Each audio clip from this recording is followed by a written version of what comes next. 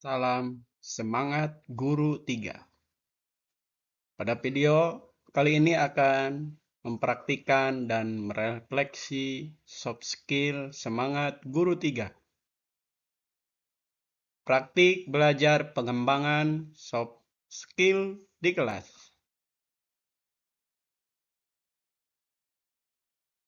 Rancangan kegiatan pembelajaran yang melibatkan aspek soft skill di kelas selama seminggu.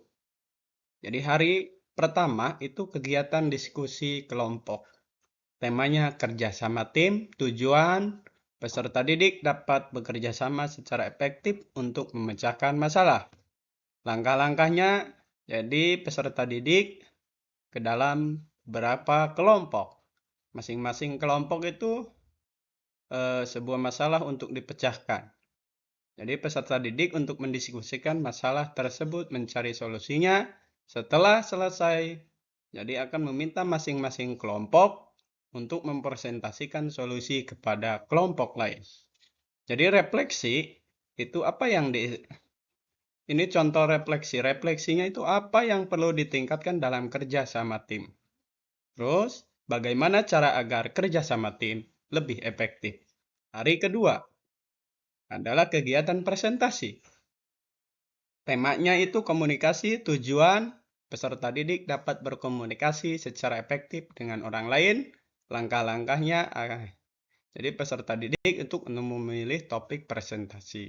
Jadi peserta didik waktu untuk menyiapkan presentasi mereka. Jadi terus selanjutnya peserta didik untuk mempresentasikan topik yang mereka pilih di depan kelas. Setelah selesai, jadi mintalah teman-teman sekelas untuk memberikan umpan balik kepada presenter. Refleksi apa yang perlu ditingkatkan dalam refleksi presentasi.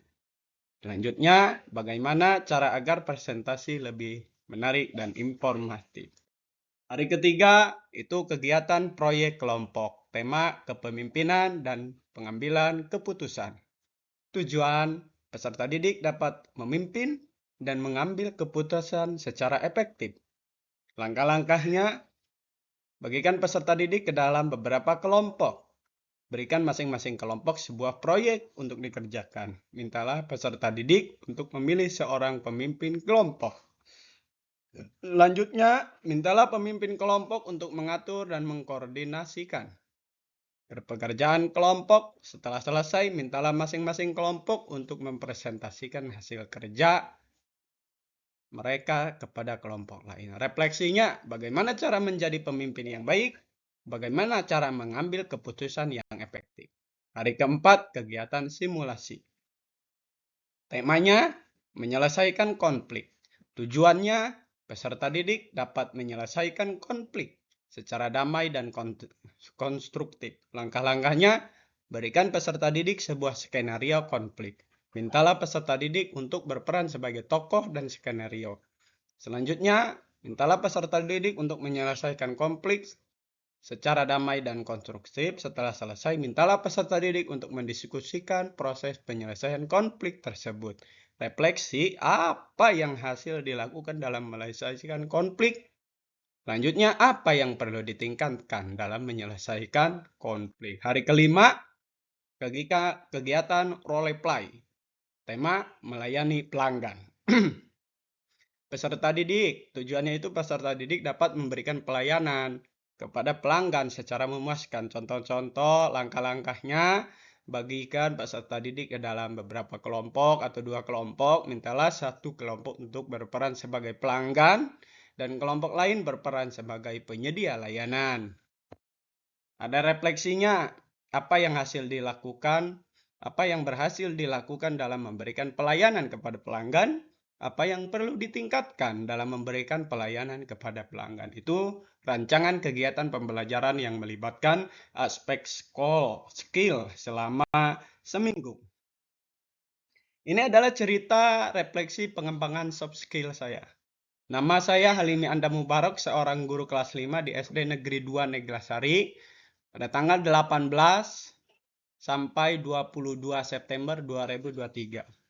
Saya sangat percaya bahwa pengembangan soft skill sangat penting bagi peserta didik.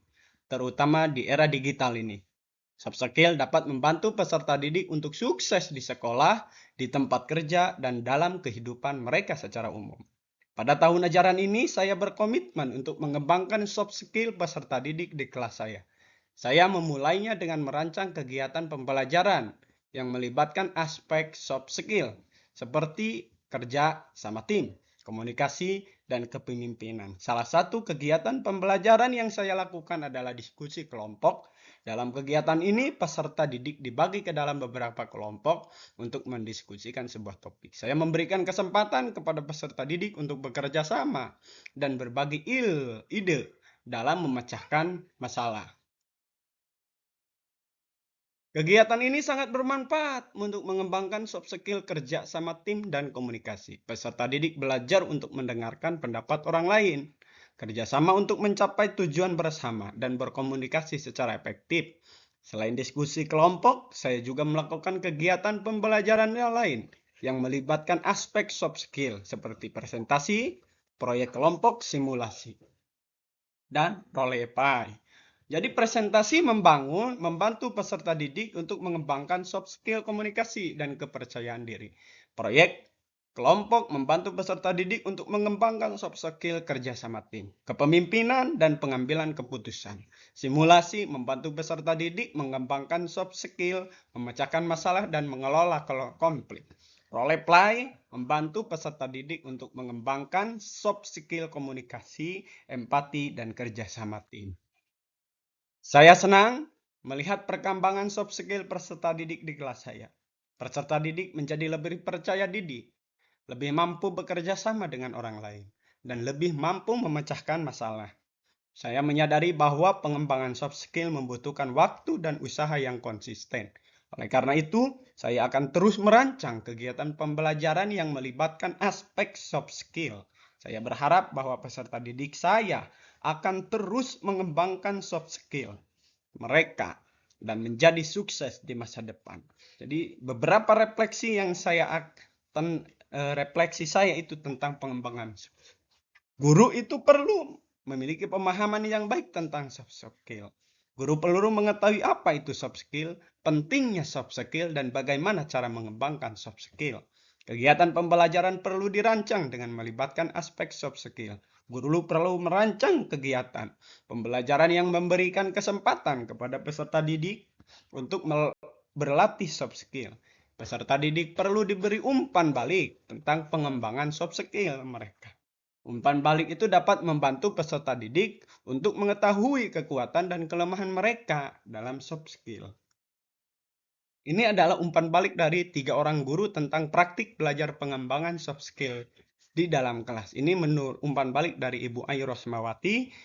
Nah, saya mendukung praktik belajar pengembangan soft skill di kelas saya, di kelas SD saya. Jadi soft skill itu sangat penting bagi peserta didik menurut Ibu Ayu untuk sukses di sekolah, di tempat kerja, dan dalam kehidupan. Yang keduanya, jadi menurut umpan balik dari Ibu Ayu itu, saya memberikan umpan balik positif terhadap rencana praktik yang saya ajukan. Rencana tersebut tersusun dengan baik dan mencakup berbagai aspek soft skill yang penting dikembangkan oleh peserta didik. Ini umpan balik dari Ibu Eli Nurlaili. Saya setuju bahwa pengembangan soft skill sangat penting bagi peserta didik. Saya juga mendukung rencana praktik yang saya ajukan itu. Saya memberikan saran untuk menambahkan kegiatan yang melibatkan peserta didik secara aktif. Ini umpan balik dari Ibu Yeti. Terima kasih. Mungkin video praktik soft skill ini cukup sekian. Assalamualaikum warahmatullahi wabarakatuh.